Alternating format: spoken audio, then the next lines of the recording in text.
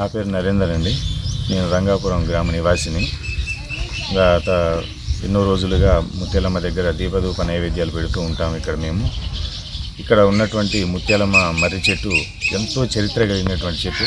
గత 140 సంవత్సరాలుగా ఉన్నటువంటి ఈ చెట్టు, 5 తరాలను చూసినటువంటి ఈ చెట్టు రాత్రి వీచిన గాలి దుమారానికి కూలిపోవడం చాలా బాధాకరమైన విషయం అండి. ఈ యొక్క చెట్టు చరిత్ర చెప్పుకుంటే 140 సంవత్సరాల నుంచి ఇక్కడ ఉన్నటువంటి పిల్లలు ప్రతి సంవత్సరం వేసవి సెలవుల్లో వచ్చేసి ఇక్కడ క్రికెట్ ఆడుకోవడం, ఎన్నో ఆటలు ఆడుకుంటూ ఉండేవారు. పెద్దలు కూడా ఏదైనా పంచాయతీలు ఉన్నా, ఏది ఉన్నా, చిన్న విషయాలు మాట్లాడుకునేది ఉన్నా కానీ ఈ యొక్క చెట్టు నీడన కూర్చొని పంచాయతీలు అలాంటివి చేసుకుంటూ ఉండేవారు. ఇలాంటి చెట్టు కూలిపోవడం రంగాపురం గ్రామవాసులు అందరూ కూడా చాలా బాధపడుతూ ఉన్నారు. మాది బయ్యారం ఆదిలో ఉన్న పెద్ద మనుషులు చేసిన మర్రి చెట్టు రాత్రి గాలి వానలకు దుమారానికి కూలిపోయింది.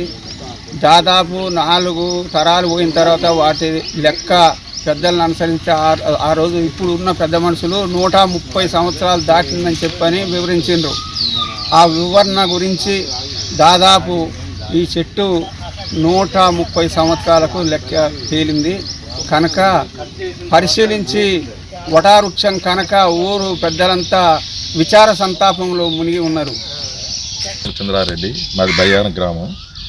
ముత్యాలమ్మ గుడి టెంపుల్ ఇది తరతరాలు మా తాతల కానించున్న చెరువు ఇది చెట్టు. మా ముత్యాలమ్మ గుడి దగ్గర ఉన్న మర్రి చెట్టు కనీసం 140 సంవత్సరాల చరిత్ర గల చెట్టు ఇది. ఇక్కడ పంచాయతీలు కానీ చిన్నపిల్లలు ఆడుకోవడానికి కానీ ప్రతి సంవత్సరం ముత్యాలమ్మ పండుగ చేసుకునేటప్పుడు ఎడ్ల బండ్లు వెనకటి నుంచి మా చిన్నప్పటి నుంచి ఎడ్ల బండ్ల మీద చుట్టూ తిరగటం మంచి మర్రి చెట్టు ఇది. కూలిపోవడం వల్ల ప్రజలందరూ బాధలో ఉన్నారు. 4 తరాల చెట్టు, 4 తరాల నుండి చెట్టు ఇది. ముత్యాలమ్మ తల్లి కాడ ఉన్న మర్రి చెట్టు 130 సంవత్సరాల గల చెట్టు ఇది. పెద్ద చెట్టు ఇది.